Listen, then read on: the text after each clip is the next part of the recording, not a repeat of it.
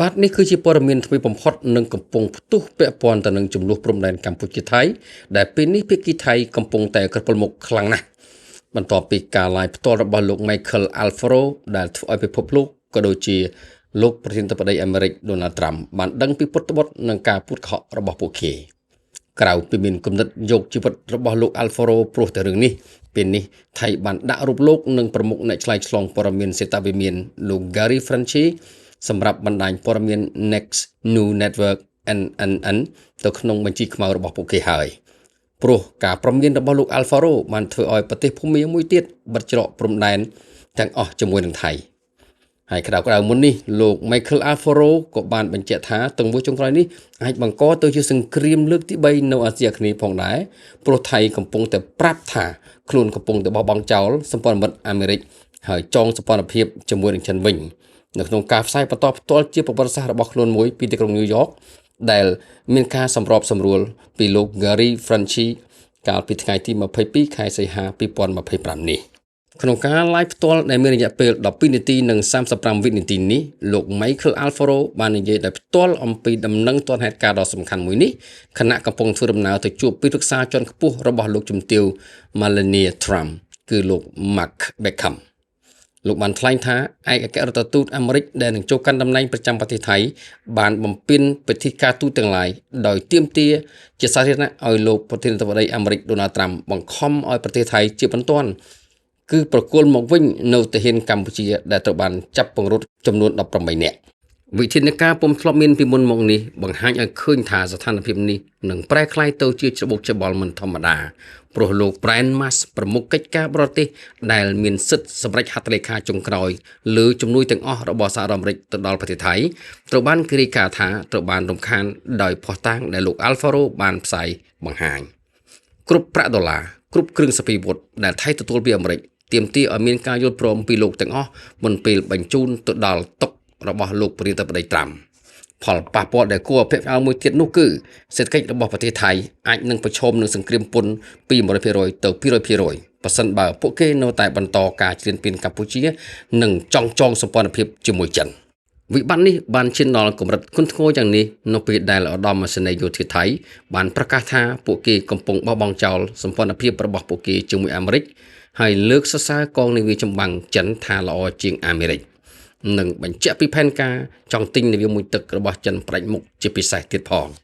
ទង្វើនេះតំណាងឲ្យការកំទេចចោលមូលដ្ឋានប្រតិបត្តិការ CIA ដ៏ធំបំផុតរបស់អាមេរិកនៅអាស៊ីអាគ្នេយ៍ដោយគំរាមកំហែងដល់ស្ថិរភាពក្នុងតំបន់និងអធិភាពរបស់កោះតៃវ៉ាន់លោក Michael Alfaro បាននិយាយថាប្រទេសថៃកំពុងតែប្រមូលផ្ដុំ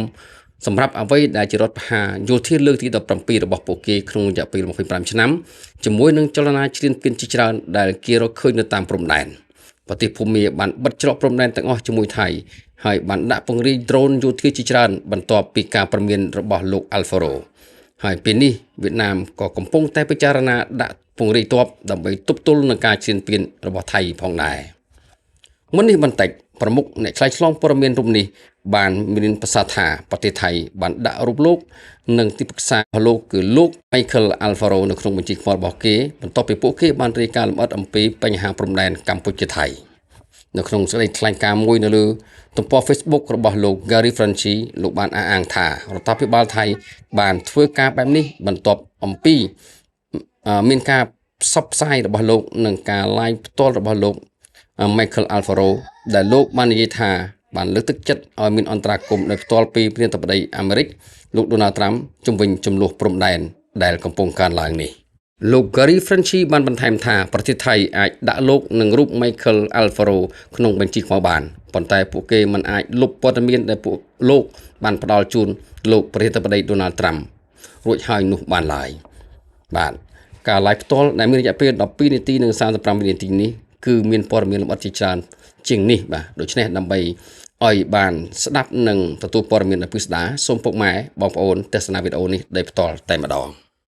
Yo. Michael, you are live on the Next News Network, and I've got my phone up to the microphone. We are streaming live on Facebook for the first time, and if you go and check out the chat room, you are going to see so many voices of Cambodia. The people watching from all over the world are just flooding into the chat room. It is amazing to witness, Michael. Do you have any message for anybody real quick before we jump to our next segment? Yes, absolutely. The candidate that was recently appointed from the State Department to be the next ambassador to Thailand has publicly came forward with a letter to condemn the acts and the crimes against humanity, to condemn Thailand. And he has called on President Trump openly and publicly against a protocol, against all procedures, to immediately return all 18 soldiers home. And he suggested in the letter that we must reconsider the tariff war on Thailand. This is a beautiful, swift move. It's bold. Folks, I don't think anyone understands the magnitude of this. When you are not a sitting ambassador,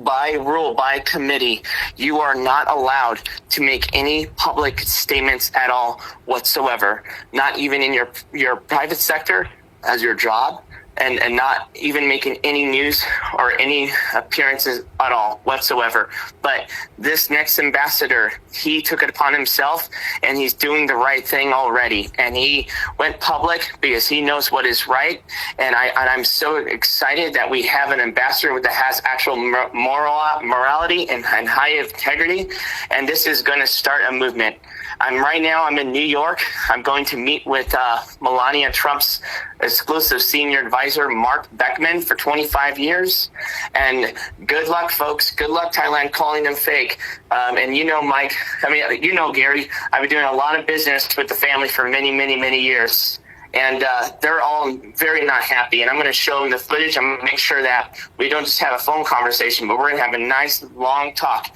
over dinner about exactly what Thailand has done and what they're continuing to do. And so Thailand, if they're wise at all, they would immediately return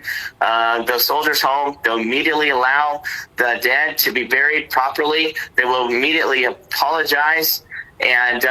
they would immediately recuse their general for attempting a military coup for his own political gain. And folks, I also starting a meeting up. I already put in a request to meet with Brian Mass. Brian Mass is the head of the chairman of the Foreign Affairs. He's a head person that's in charge of Thailand. Every single dollar that Thailand gets, every single weapon they get, anything at all that they receive from the United States, it's his final signature before it gets to the president's desk. And believe me, he is disturbed. He is disturbed to see exactly what happened here. So, Michael, a question for you. A question for you. Is Thailand getting more aggressive on other borders right now? Of course, yes, absolutely. Burma, they saw movement in Burma. So Burma acted quickly. They're calling us actually heroes because we sounded the alarm. They shut down their borders all throughout Burma, and they're moving in the military personnel at every inch of the corner of it with surveillance, with drones, because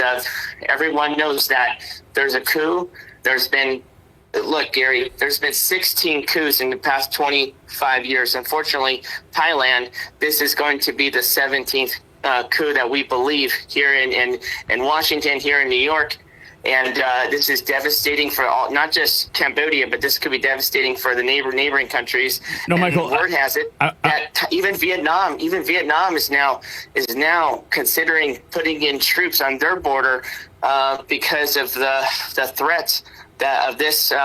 general that struck on power, who wants to have control over the Thailand government because his party, the military party, he wants to rule. Go ahead, Gary. Michael, it's my gut instinct that China is behind a lot of these actions, kind of using Thailand as a proxy nation to disrupt the region as in in an effort to